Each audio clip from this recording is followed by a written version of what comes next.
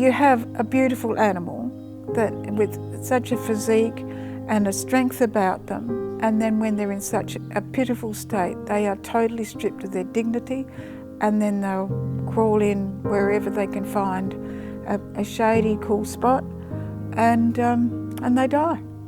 It's horrendous.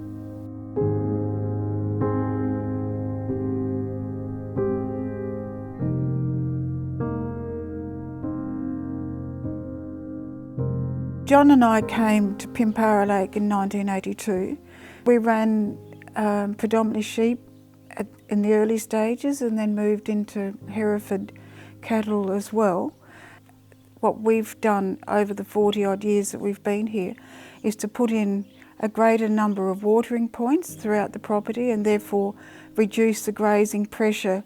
In order to graze a landscape evenly, the water distribution has to be even, and most sheep will walk 3 kilometres or so from a watering point, but if your landscape is dominated by a single watering point in a paddock, then that's where the livestock will graze, and what you'll find is that the vegetation is eaten out. Before all of this area was opened up by pastoralists, there were no dams, there was no bore water, there was no reticulated water, there was no rainwater tanks, and there wasn't a big kangaroo population. And we created a perfect environment for them by, supplying water. I remember my father telling me years ago that to see a kangaroo was something that was talked about around the dinner table. They were, I wouldn't say they were that rare, but there certainly weren't as many around then, so that would have been the early 1930s. And with increase in watering points and better feed management, the numbers, it's enabled the kangaroo numbers to explode at times. And so it's heartbreaking if you've been fortunate enough to have a storm in dry times, or your land practices mean that you have been able to hold on to some feed for the dry times, which is a natural part of our environment out here, that the kangaroos can come in and wipe out all your feed pretty much within, say, a week, or depending on how thick the roos are. The other side of that is that when the country turns dry and the water, not just on our property, starts to recede, or dams dry up, or whatever happens, then you start finding that the kangaroo populations you will see start to move in and out. And that's when it really starts to put pressure.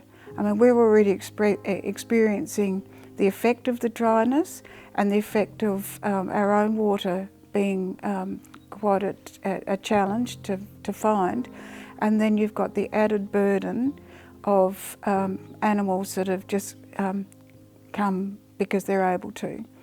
By the time it gets to that point, most of the kangaroos particularly are in a really pretty bad way, and it is just horrific at the end point of a really, really prolonged hot drought period to see these once beautiful, strong, healthy animals just suffering. It's agonising.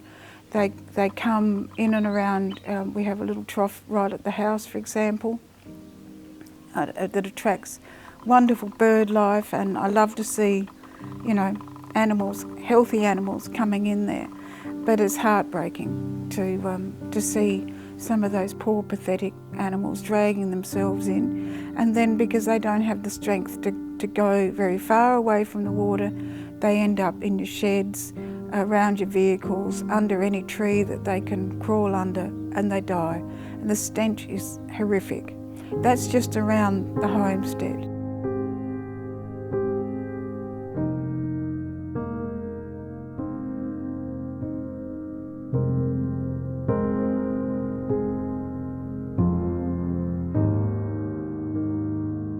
Two things that happened in the drought, lack of water, lack of feed. Our stock had gone. We'd done the right thing looking after them, but we couldn't do anything with the kangaroos. They then ate every last bit of food, and as the dams dried up, they were getting bogged and dying horrific deaths. And the problem was, when they die, if you don't get them out of that water, because they generally die near the bank, within a day they sink. And I made up a net. I thought, I'm going to do the right thing and throw a net out over them and pull them out, and realised it was absolutely futile. I would never be able to keep up. It's heartbreaking. It's work that when we're already really, really stressed anyway, that we feel we have to take on, because we can't leave the animals in that bog hole. You just can't leave them to die. To die of starvation or to thirst is I can't think of a worse way to die. And you know, it may not be that particular animals that you see that day are going to die on your property, but you realise that they're all doomed, and it's a terrible feeling. We don't want to see them die. We really want to make sure that they can go on and have an opportunity on another place. And we can do that. We can manage the livestock. We can manage the pig numbers. We can manage the wild dogs, which is a continuous thing, but we cannot manage the kangaroos.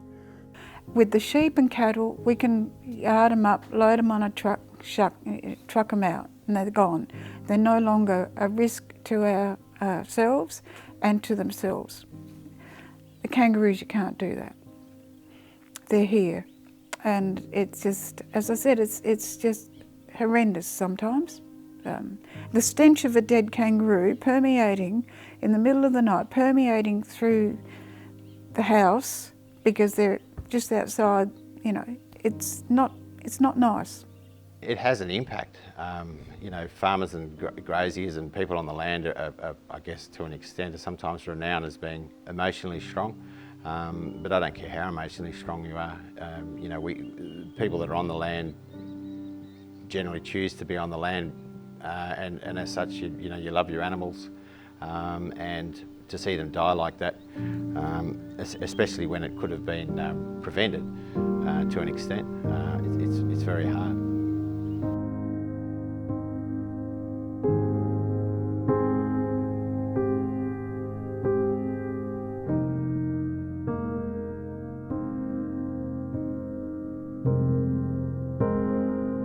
The big issue now is what we've got to face is hopefully we get some rain and we don't have droughts for a while, we can rebuild, we can pay off some debt, we can get into a profitable business again. But the big thing is I look back on what's happened, and the fear is that we go through the same thing again. So as soon as I started seeing kangaroo numbers, I applied for permits to manage the numbers. I hope everyone else is doing just what we're doing and keep those numbers at a manageable level. Otherwise, we'll see the same thing happen again. Another drought, we sell our stock, and those kangaroo numbers out there will escalate again, and then they will knock around the pastures again, and then they'll die another horrific death. Because we know the damage that the kangaroos do to our pastures, and we see the horrific death when they're up in those numbers and the horrific way that they die. And that's in the back of your mind. You know, we might not sit down at our diary when we get home at the end of the day and having a beer and write in, I'm really worried about the kangaroos, but it's that's hanging in the back of your head. And when people struggle with depression and mental anguish, we've got a whole heap of things in our head that's worrying us. And that, even though we don't talk about it openly, it's just one of those underlying